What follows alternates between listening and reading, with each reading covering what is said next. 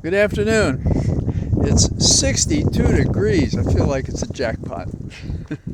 I'm sorry I haven't been available the last 2 days. On Wednesday, February 7th, I had to file my brief, and I finished it at 10 o'clock, so I couldn't make anything of it.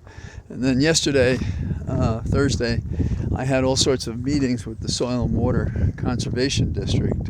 We had our meetings, and we approved the funds that have been cited for underwriting best practices in terms of how we treat our soil and our water. So that's how I lost those 2 days, but I didn't lose them. I was using them, and I couldn't come to the phone, so to speak. But I'm on the trail, and I feel my reward is I got 62 degrees and sunshine and no wind, and thank you, Thomas Jefferson, for all of that. I'd like you to engage in an experiment with me, okay? Assume you're 25. Some of you may be that age, some may be a little over that. Okay, so assume you're 25, and I ask you, what were you doing on February the 7th? Okay, now let's assume that you are right now 25, even if you're not. What were you doing on February the 7th, just a couple of days ago? Do you know? See, I know I was writing a brief, but I was focused like a laser beam on that thing. And frankly, I feel like I've been released from jail because I was so tied to that exercise. So there were heightened reasons why I remember that. So many people may remember what they were doing on February 7th, and others don't. So if you say you remember, then you say, I see you know things. What if you say, I don't remember, and name your age, 60 years old, 70 years old, 82 years old.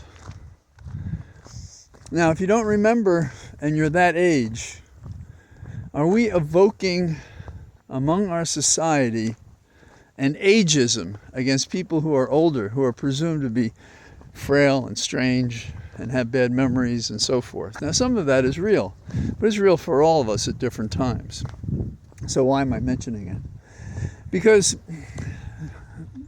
folded in to a 345-page report is this characterization of Biden and his handling of documents that came into his possession as vice president. And when he found he had these documents, he turned them over, and they began an investigation. And a guy named Hur, H-U-R, he apparently was the fella who was conducting the investigation. 60 miles an hour on this road strikes me as a little fast. That was the car that just passed by. So this guy Hur, who probably drives just like that guy, I don't know, he looks like a milksop to me. But so he comes out with a report. Thank you, Garland, for appointing him. And he releases it. And I suppose there's an honored tradition in the Justice Department to follow in Comey's footsteps and to release the most outrageous stuff from an investigation, particularly when you close it down. Why are you describing to the world what you did? Is that vanity? Is that egoism? And I'm glad to see that Biden and the vice president have taken to the airwaves and said, losing my son, I can't focus on the date. And if you've followed Biden insofar as he continues to mourn, really, for his son who died of cancer, you see that it's a constant, ongoing thing. And because he hesitated about when that happened, we should distrust his ability as a president. Actually, the report says, it says, I guess, sort of like, it's like a defense. He didn't remember, so we can't hold him accountable. Well, this is really unfair, and this is what America's come to. We don't have respect for each other. We don't have respect for what I call the saged. We look for ways to distinguish a person as unreliable and incredible. But the worst part is we make these assertions when they're untrue. We make these assertions in a report that provides no avenue to respond without rehashing all of these things. Now, the notion of due process, which is how you deal with a situation that is fundamentally fair, it says, okay, if I make an accusation, you should know about it. You should be given an opportunity to say something about it. And then and only then might perhaps you'd have a hearing on it. But here we have this drive-by report by her, H-U-R, and there's no opportunity except to run to the localist set of cameras and describe why this is a lie. Now, as a lawyer in the various areas I roam, I see a lot of this. And as a citizen, we all see kind of spycraft do this kind of stuff as well. I'm not saying they're a spy, but I'm saying that the same techniques that are used to mislead and provide disinformation and spycraft is used in our politics. When did that happen? Well, it's been true the entire length and breadth of recorded history, frankly. It's not just an American thing. But we have to be keener judges of what's going on when we know this is going on. And this guy, her, in my opinion, should be called up on an ethics violation for printing a report that is slanderous in all respects and was entirely unnecessary, except to say, in 3 sentences probably, Biden had certain documents that he should not have had in his possession. 1. 2, we find that he was not willful in the retention of these documents. 3, accordingly, we are not prosecuting because we found no crime and we're closing the file. Period. End of story. End of story.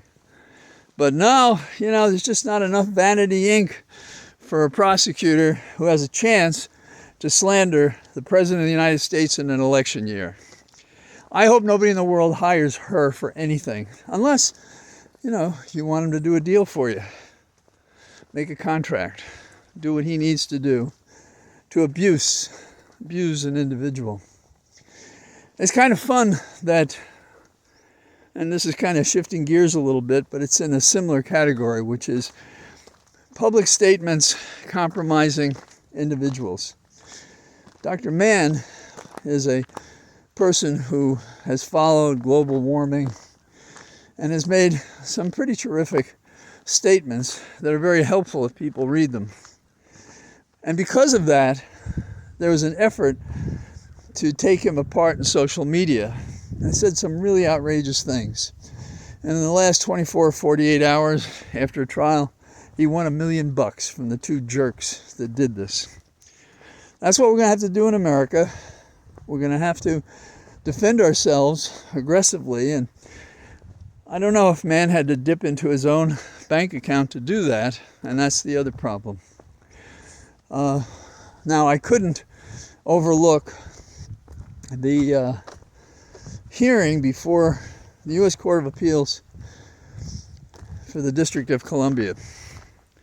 And my overall reaction is it is an historical disaster. It fits with some of the worst decisions of our Supreme Court through history.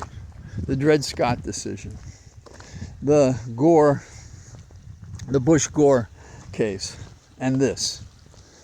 And why do I say that?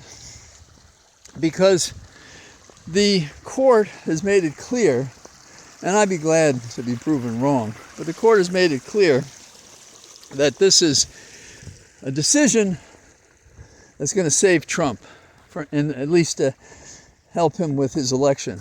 And it'll be interesting to see what they do with immunity when that comes before them. But let's talk right now about that provision, that is Article 14, Section 3, that provides you're barred from holding office if you took an oath to support the Constitution and then you were involved or gave aid and support to an insurrection. Sound like Trump? Now, what's the argument against it? Well, 2 states have gone forward with this. One is Colorado, and the other is Maine. And the Colorado case was the case that was looked at before the court yesterday. And a lot of them, that is judges and of course Trump's lawyers, said and repeated this one thing that is not true. It's plainly not true. What is the power of what Colorado said to any other state in the Union? The answer is, as a matter of law, nothing. As a matter of precedent, different states. As a matter of result, well, look at the field right now. This issue has been kicking around since I and others wrote about it years ago. And only several states have thought to explore the possibility of barring Trump from running. Yet they argue before the Supreme Court, if we approve what's going on in Colorado, it's going to happen all across the United States. I don't know if it's going to do that. And if it's not doing that now, why are we considering this hypothetical, this parade of horrors? And the reason is because we're looking for any issue, however thin or irrelevant, to support an outcome we've already decided. And the additionally tragic aspect of this is that it looks to me like all 9 justices may go down as dismissing what Colorado's appellate court found after a hearing in the trial court concluding that Trump was involved in an insurrection. So, what can we say about this? Well, I think you have to examine the motives of people when they come up with BS reasons. The decision by the court in Colorado reflects procedures in that state, a hearing in that state, a determination that they should go forward, and a court of appeals that found they had a sufficient basis to exclude Trump from being on the ballot. That's it. It applies to Colorado. It applies nowhere else. Could it influence other people? Well, isn't that kind of a political question? Is that a legal question? Because it has no ability to preclude any other state from deciding it differently. Now, having said that, and this is the fear, a fair and just court would decide it just as the Colorado appellate court did. So that's where we have our case. Now, there are other things about it that annoy me, and I think should annoy the public. You may hear those commenting, saying that Article 14, Section 3 is a word salad. Now, I don't know about you, but if I have disparate and separate things in a salad, they probably fit certain categories, like vegetables, maybe cheese. You know, as a vegetarian, I try not to do that at all, but cheese is cheese. And so a word salad is a couple of things. It is a metaphor intended to say, I can't figure it out. Now, hi. And so, wonderful little kid in the road. A word salad is a way of saying that I don't understand what it means. And so that's a criticism of the way it was written. Yeah, but that's not true. You can, and we'll go over it in a second. So then why do you say that? Well, some may say because they have no idea how to read an English sentence. And others may say it hoping people will rely on them and it won't be taken seriously. And as a matter of politics and agitprop, it will protect Trump from being barred from being on the ballot. Now, the Article 14 says, no person, and then here's a quote, shall hold office, ... having previously taken an oath, ... as an officer of the United States, I have some notes here to help me, ... to support the Constitution of the United States, shall have engaged in insurrection or rebellion against or given aid or comfort to the enemies thereof. So in short, it's saying, well, is Trump an officer? Well, what do you think President of the United States is? Is he the officer of Paraguay? No. Is he an officer of the United States? Yeah. Now, did he take an oath to support the Constitution of the United States? Yeah. Now, did he engage in insurrection action or rebellion against the state, or did he give aid or comfort to the enemies thereof? He did. And there was a hearing in Colorado and a hearing in Maine. So, what did you hear in the argument yesterday? We talked about everything else, but we had a category of what we talked about yesterday, and the category was, how do we kill this decision so that Trump is on the ballot everywhere and has a chance to take over the West Wing and realize his goal of being a dictator. He said, for one day, we all believe forever. Trump, Président à vie. In fact, if you go to Haiti, or years ago, downtown Port-au-Prince, there was a huge set of bulbs like the old movie houses, and it had Duvalier, Président à vie. Duvalier was the president for life. That's what Trump wants. And it happens in history that some potentates are thought to be good potentates, beneficial. And I think they thought that of Mussolini for a while and Hitler for a while. Hell, Hitler was on the cover of Time magazine, right, for what he did. Some of the leading diplomats and leaders of Great Britain believed in Hitler. And we have a nation with 30% trusting Trump. To do what? To be Trump, to lie, and to seize as much power as he can as soon as he can, and to hold it as long as he can, to our detriment, to the compromise of our republic and of our democracy. So, these are the thoughts I have. I got a call. I may be on with Ari this evening in the first and second block. I don't know what we're going to talk about. I know what we could talk about. I suppose we will. Some of the things I've mentioned. So, keep hope alive. Who could say that? And fight for what is true and right. And don't be misled by the cowards among us, and those who lack resolution, and those who do not appreciate the danger in which this country is founded today. Think in your mind of how we the people can make a difference. We can make this difference by the judges on the bench, particularly in the trial court. Think of the case brought by the New York AG and the one brought by Carroll.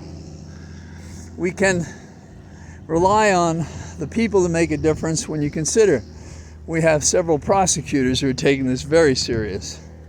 And, we have Special Counsel Smith. We have Bragg in the New York County in Manhattan. We have Willis in Georgia. We're very lucky. And the cases that have been brought by individuals have made a difference. And those of us who can vote in primaries or inform our friends in public in the most minor of ways, because it all comes together. And finally, at the ballot box, when we wipe this guy off the slate of criminals we have to deal with, because by the date of the election, he will have been convicted by one of these prosecutors, have found he's lost most, if not all, of his so-called wealth. We'll find out what he really has. And he might even be in a tiny jail cell, wondering how it ever happened.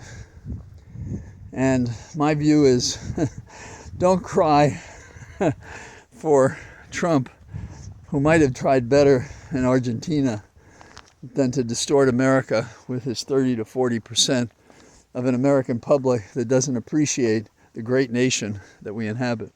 So that's what I got today, and I'm sorry I was missing the last couple of days, and I hope the weather stays like this. This is terrific. So I say goodbye to you from my cathedral of trees, and I hope to talk to you tomorrow. Bye-bye.